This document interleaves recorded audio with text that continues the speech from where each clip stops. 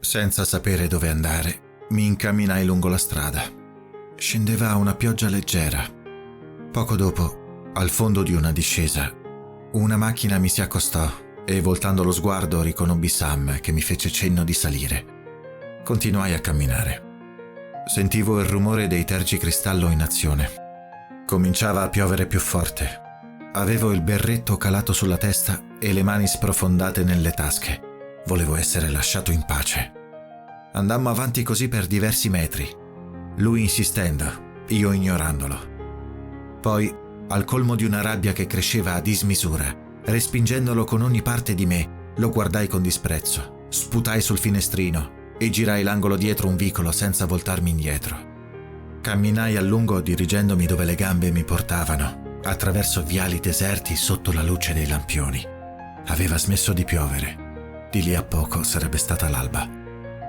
Cominciava il primo giorno senza Max e, come 3 anni prima, mi sentivo estraniato dal mondo, ripiombato nell'ombra, non più in cerca della luce, sospeso in quel vuoto che non avrei mai creduto di saper colmare. Ignaro ancora una volta, come lo ero stato un tempo, che la vita, dopo ogni tormento, torna sempre a sorridere e che dietro un angolo, seppur lontano, si cela un volto e un essere umano che ci amerà e che sapremo amare.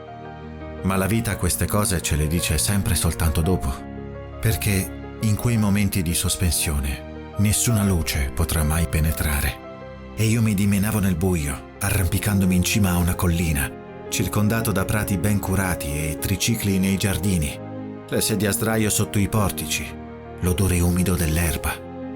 Davanti a me infine comparve una casa che riconobbi, perché lì avevo, seppur brevemente, vissuto.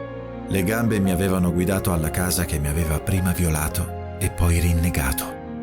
Alzai lo sguardo verso le finestre buie. Dietro di esse, lei, lui e i loro 2 bambini dormivano tranquilli, protetti dal loro mondo di ipocrisie.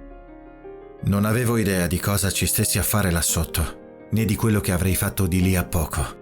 Ma sarebbe stato devastante, perché sentivo solo la rabbia esplodermi dentro e la voglia di sfogarla contro tutto ciò che non mi apparteneva e non mi sarebbe mai appartenuto, perché a quell'ipocrisia avevo rifiutato di sottostare. Max non avrebbe approvato e mi avrebbe trattenuto, ma lui era morto e io non avevo più una guida, né la voglia di trovarla.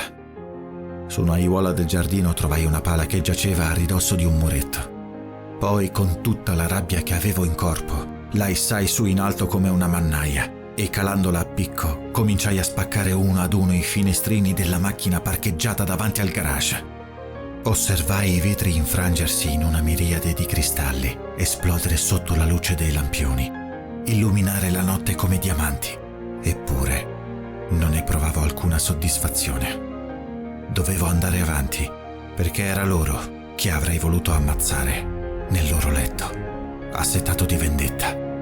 Mi diressi verso una finestra e di nuovo alzai la pala contro il vetro, ma di colpo mi fermai. Ci sono cose che, per quanto possiamo desiderare con tutto il cuore, non faremo mai.